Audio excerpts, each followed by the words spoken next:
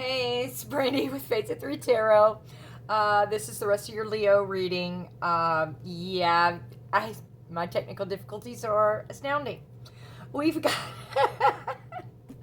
for whatever reason, when my camera switched over, it did not record the very end of the reading. So this is going to be in two parts because I don't have time right now and I want to get this posted to actually stop and load everything up onto the computer to combine them together. So we're going to kind of sum up the very end of the reading. It stopped at the Four of Wands energy, of course. If you didn't see part one, there's very powerful energies afoot. It's basically saying if your person is not in your sphere, in your energy level, to go out and live your life, to do your thing.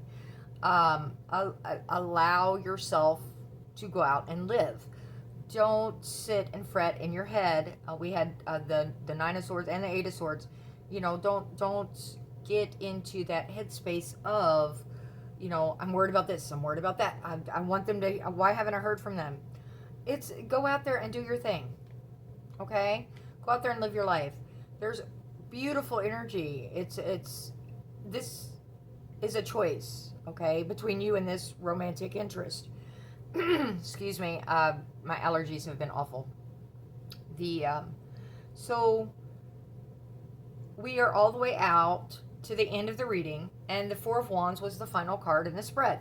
Okay, so we dove into, and some of this was already done. We had the Two of Wands, of course, which is the choice, the why, and the path.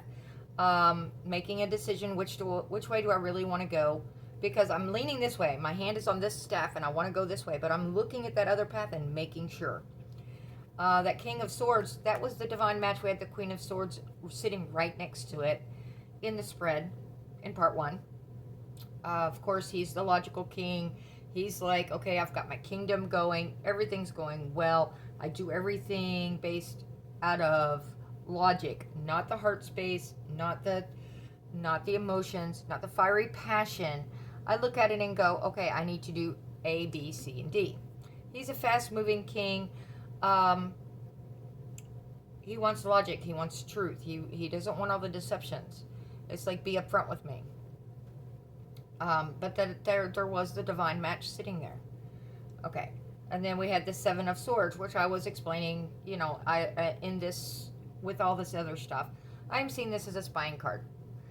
She has gathered up her 5 swords and she's going, okay, I'm going to stash these away and I will be back to look at these other 2. If this is somebody breadcrumbing you, then you want to cut this energy out. Okay, the King and Queen of Swords, the Queen especially, that is what she does. She cuts those energies out of her life and walks away. She's like, I've got the power, I've got the strength to do this, I know my worth.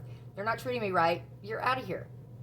If you're not benefiting my energy, my circle, my life, or if you're on a different path and wanting to do different things, that's all well and good, but that doesn't mean I need it around me. So this is keeping an eye. This may be watching for the red flags of that as well, from the lying, the cheating, deceiving, that sometimes that Seven of Swords pops up as. This can be an upper hand card as well. You have the advantage here.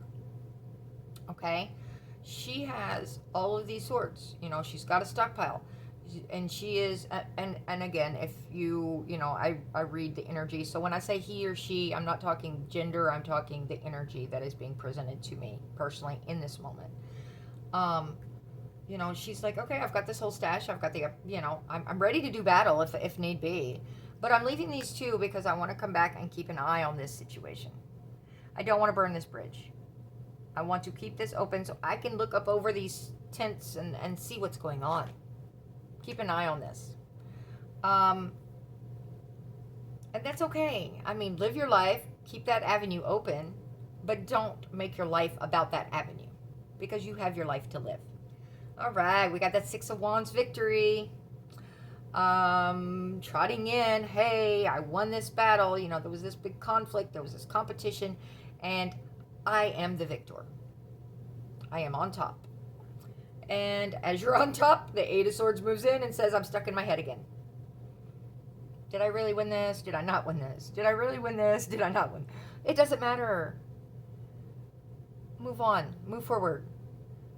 Try not to stagnate yourself by being stuck in your head. All that logic can really just eat at you. Allow yourself to go with the flow of things. Move forward, do other things, focus in on other stuff. If she opens her eyes, because in this card, she's not even tied and bound, she's not even blindfolded. If she just opens her eyes, she can walk right through those swords. She doesn't, there's a huge gap. Okay? So she can just walk on through and say, hey, I'm here, I'm doing my thing. Right now, she's choosing to stay in that headspace and going, you know, I kind of want to, I want it to go this way. I want to go, I want to hear this. I want to hear, no, it doesn't, you know, this Four of Swords is saying enough. If you are dealing with some type of health issue, getting sickly, illness, stress does not help any of those type situations. Okay, this is your self-care card. This is your go within, meditate. And I'm not saying stress yourself out over it. It's totally different energy than this Eight of Swords or the Nine of Swords. We're not talking it keeping you up, insomnia. We're talking meditation, prayer, however you do your release system, your self-care regime. You know, go take that hot bath, read a book, walk in nature, whatever it is that helps you to relax and kind of recenter, recalibrate. That is what this Four of Swords is talking about. It's saying, hey, take a break. Quit worrying, quit fretting over this. Allow it to be what it's going to be. Heal yourself. Put yourself first for just a little bit. And when that happens, that Ace of Wands come flying back in with that passionate new beginning once again. That spark is rekindled. Somebody has been blowing on that fire and saying, hey, we want the flames. So, the new beginning and the passionate spark side of this situation. This is all looking very positive for this Leo season energy that I wanted to do a general Leo season type layout. And that's what I did. So I'm feeling this as a general energy kind of flowing through. Every reading I've been doing here lately has been more upbeat. We're seeing the energy switching over as the fiery, passionate Leo season has kicked in. Alrighty, we've got the two oracle cards that came out. When I focus on my inner light, I see the world through the lens of love. Okay, that is, I mean, the overall for that whole entire reading, that is like, okay, it sums it up. That's what I was trying to say as I mumbled on forever. Energy flows where my intention goes. Yeah, where is your focus at? Because that's where it's going. That's where you're leading your life into. Whatever your mind is focusing on or your heart is focusing on, that is the path you're taking, whether you realize it or not. Okay, thank you so much. I'm sorry about the technical glitches. It happens a lot with me if I'm involved. You guys have a fantastic day. Please like, share, subscribe. Help us to share our messages, getting them out there. Be healthy, be happy. Until next time, bye-bye.